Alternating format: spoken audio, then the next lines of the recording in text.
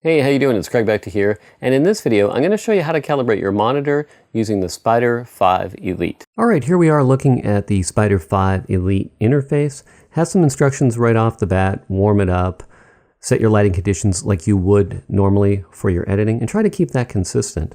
Now I know some people are going to say, oh, well, you know, not everybody who looks at my images calibrates their monitor, so why does it matter? I think if you're serious about your photography and you want consistent color tones and highlights and contrast from image to image to image, then it's important that you calibrate your monitor. Now, some people are going to say, well, what happens to all the images that weren't calibrated? Well, you might have to go back and tweak them a little bit.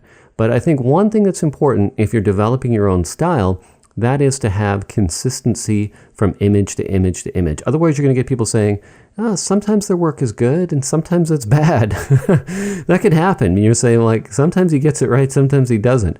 So if you want consistent results from your color editing, then it's really important to calibrate your monitor. So I think I stressed that enough. All right, let's get into actually how to do it. All right, so here we are.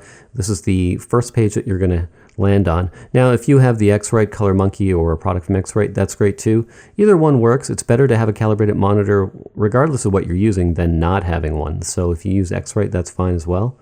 So I'm going to click Next, and there's the Step-by-Step Assistant, Studio Match, or Expert Console. I'm going to go with the Step-by-Step Assistant. We'll click Next again.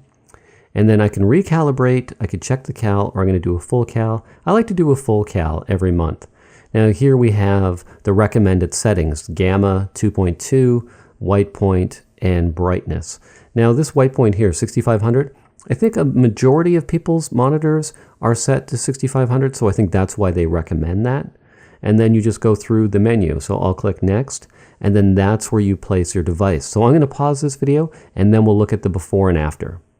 All right, once you're finished calibrating your monitor, you can add a unique name right here, and you can save it. So I've saved it, and now we can see what the before and after looks like. If I click Next, you can see we have the choice to switch between a calibrated view. So I'm going to switch. This is the calibrated view, and that's the uncalibrated. So I'll switch again, and then back to uncalibrated. So you can see it made a small tweak. That's calibrated. That's not calibrated. So you can see that's going to affect the skin tones, the colors, the contrast, the brightness. It's going to affect a lot of things. So it's important that you calibrate. It'll be a bigger difference if you've never calibrated your monitor before, but that just gives you a rough idea of how it works. And this is a profile overview. So on most monitors, you're going to be in the sRGB color space. Now, if you're working with a more high-end retouching monitor, then you would probably have the full Adobe RGB spectrum. So you can see here, I'm on an iMac and I don't have the whole color range in the Adobe RGB.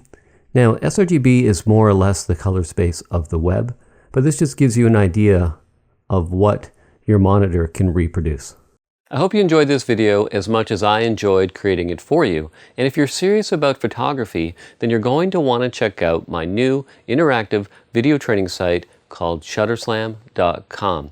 It's the simplest, quickest, and easiest way to improve your photography and retouching in the shortest time possible. All you have to do is click on the link below in the description box or type in Shutterslam in Google to check it out.